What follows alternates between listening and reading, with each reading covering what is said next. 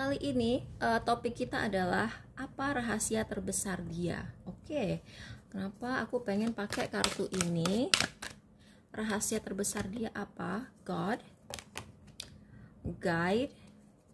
Wow, orang ini suka ngarang. Dia bohong.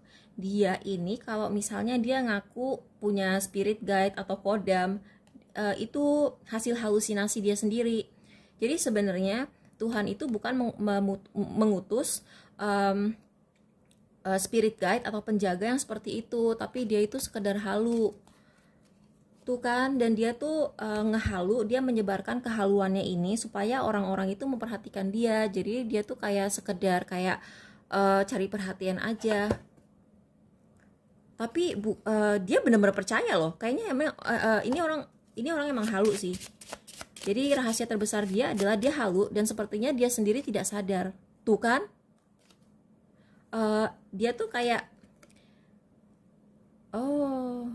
kasihan sih. Ini dia tuh kayak punya kehaluan tersendiri dan itu disebabkan oleh kayak sesuatu yang berkaitan dengan mental health. Sebenarnya kasihan sih orang ini. Sebenarnya kasihan. Dia itu perlu dia tuh perlu lebih berpijak di dalam realita. Dan ini tuh kayak dia tuh nggak sembuh-sembuh. Kalau cincin itu kan artinya bukan cuma komitmen ya, tapi siklus. Jadi muter gitu. Itu berulang-ulang. Main person. Iya, dan dia juga bukan hanya berdelusi dalam hal urusan spiritual ini. Jadi kayak misalnya gini, dia itu percaya bahwa dirinya sakti. Dan ini kalian lihat gak ini? Ini mirip sama cincin delimanya Soekarno. Ngerti buat kalian yang nggak ngerti soal mitos atau legenda cincin delimanya Soekarno, coba kalian Google cincin delimanya Soekarno gitu kan. Jadi itu kayak ada mungkin orang ini merasa bahwa dirinya sakti, itu satu. Kedua, orang ini merasa bahwa dirinya itu kayak diliatin banyak orang. Jadi dia tuh merasa misalnya gini, followers dia misalnya 10 orang gitu ya, tapi dia merasa diem-diem banyak orang yang ngeliatin dia tapi nggak subscribe gitu loh. Itu kan aneh banget gitu loh, ya kan? Dan orang ini selalu kalau misalnya lagi naksir sama cewek atau cowok, aku nggak tahu ya, aku ngerasa bahwa ini akan cenderung resonate buat kalian yang nanyain laki-laki, atau bisa juga ini perempuan tapi energinya tuh maskulin banget. Orang ini merasa bahwa dia itu main character dalam kehidupan secara umum. Maksud aku kalau misalnya kita main karakter dalam kehidupan kita kayak tokoh utama dalam kehidupan kita sendiri, nggak salah dong.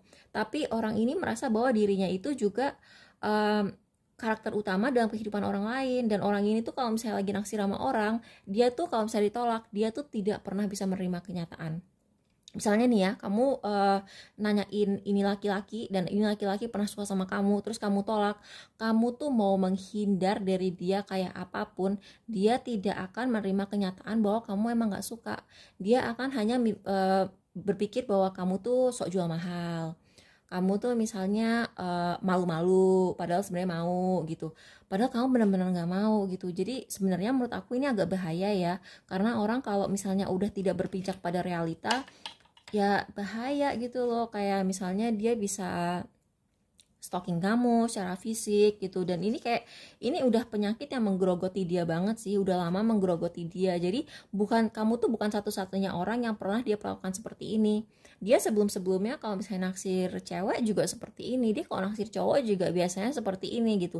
Dia tidak pernah mau menerima kenyataan, terus sampai mungkin walau misalnya 5 tahun kemudian gitu ya, setelah ditolak gitu, orang ini mungkin akan masih berpikir, dia masih nungguin gua, padahal kan lu udah nikah, udah punya anak gitu kan. Kasarnya orangnya tuh emang kayak gitu. Dan dia tuh seperti aku bilang tadi, dia tuh merasa sakti. Dia merasa sakti dan dia merasa tuh dia tuh terpilih sama Tuhan. Padahal kan di mata Tuhan kita kan dihitungnya tuh kan dari kebaikan kita ya, bukan kayak lu lahir terus lu kayak udah gue pilih untuk jadi pemimpin dari, yang nggak gitu juga kali. Kayak oh my god, kalaupun seseorang itu misalnya ditakdirkan untuk jadi pemimpin, kan kayak di mata Tuhan dia tuh kan dihitungnya dari dia pemimpin yang baik atau enggak. Ya kalau misalnya dia ditakdirkan sebagai pemimpin, mungkin role dia itu kayak kepemimpinan dia itu adalah sebuah cobaan untuk ngetes apakah dia akan jadi pemimpin yang baik atau korup gitu. Karena nyokap aku jadi kan gini, nyokap aku itu lahir-lahir tuh kayak udah paling privilege di desanya gitu kan, nyokap gue tuh. Jadi kayak bokapnya tuh lurah, dan nyokap gue tuh dari kecil udah wanti-wanti sama gue, kamu tuh lahir dengan privilege, itu sebuah cobaan dari Tuhan. Pokoknya Tuhan pengen lihat kamu dikasih privilege, kamu bakal jadi asshole atau kamu bakal jadi baik. Ya nyokap gue nggak ngomong asshole gitu, enggak, tapi kayak kamu tuh bakal jadi kayak orang yang menyalahgunakan privilege kamu untuk ngejahatin orang, untuk kayak menindas orang, atau kamu tuh bakal ngebantuin orang gitu. Jadi orang ini menganggap bahwa dia tuh udah takdirnya jadi orang penting gitu, orang terkenal gitu, tapi sebenarnya itu delusi sih. Sebenarnya delusi. Tuh, gila. Gila, dia tuh kayak ngerasa kayak semacam, dia tuh ngerasa bahwa dia tuh kayak bakal jadi public figure yang kayak semacam nabi, tapi sebenarnya itu dia tuh kayak nggak punya kekuatan tertentu gitu ya. Yang ada tuh kayak dia tuh ditempelin sama makhluk-makhluk yang sebenarnya tuh energi negatif gitu loh. Oh my god, oh my god, oh my god. Damsel, gambler, victim, virgin. Dan kalau misalnya orang ini sudah sadar bahwa dia itu ternyata bukan seperti ini, ketika orang berusaha menyadarkan orang, dia akan playing victim.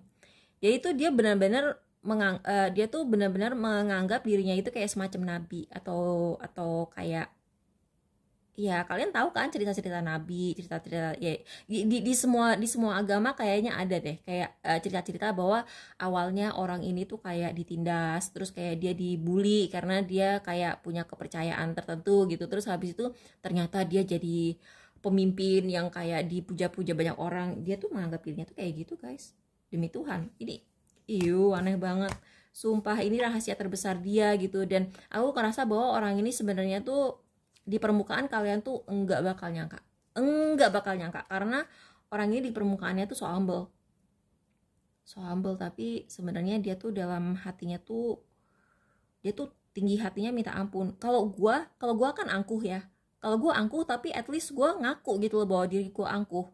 Terus kalau misalnya gue pengen terkenal, gue nyadar gitu loh bahwa gue tuh nggak terkenal, tapi gue pengen terkenal gitu. Kalau orang ini, dia tuh nggak pernah nunjukin bahwa dia tuh diem-diem pengen terkenal, tapi dalam hatinya dia pengen terkenal.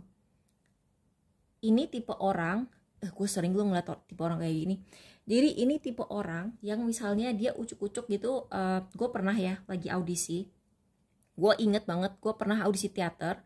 Ada cewek dari Kanada, orang barat, dia ucuk-ucuk masuk gitu, terus ini tempat apa sih, terus dia tuh kayak ngarep-ngarep untuk diajak audisi. Padahal kalau misalnya dia masuk situ tanpa masuk audisi dengan sengaja, itu nggak mungkin. Ibaratnya ini restoran tuh kayak terpencil banget gitu ya, dan info untuk datang ke restoran itu tuh kayak udah nyebar kemana-mana. Jadi kalau dia, dan restorannya itu dalam keadaan tutup, jadi kalau misalnya dia mau pura-pura masuk untuk makan, itu nggak masuk akal gitu. Jadi ini tipe orang yang dia tuh ambisius, dan nggak ada salahnya ambisius, aku pun ambisius gitu, tapi orang ini munafik, kayak ngakunya tuh tidak ambisius. Misalnya gini, ini orang pengen banget jadi model misalnya, tapi dia itu nggak pernah audisi, dia cuman kayak pose-pose aja di sosmed, atau kayak deket-deketin kayak agency gitu, tapi dia tuh ngarepin tuh dia tuh orang diajak gitu. Jadi kayak dia tuh pengennya di masa depan dia bisa bilang, aku tuh nggak sengaja loh jadi terkenal begini, aku tuh kayak ditemukan oleh seorang orang tuh discover gue gitu. Gue tuh sebenarnya nggak pernah pengen jadi model, gue tuh nggak pernah pengen ikut putih-putrian kayak pageant-pageantan gini, gue nggak pernah, gue tuh sebenarnya dipaksa. Padahal dia itu selalu memposisikan dirinya untuk berdekatan dengan dunia itu, ngerti nggak? Jadi ini orang munafik banget, entah itu urusan pekerjaan, entah itu urusan ketenaran, entah itu urusan ke spiritual, tapi orang ini selalu belaga, dia nggak butuh, dia nggak pengen, padahal dia butuh banget dan dia pengen banget.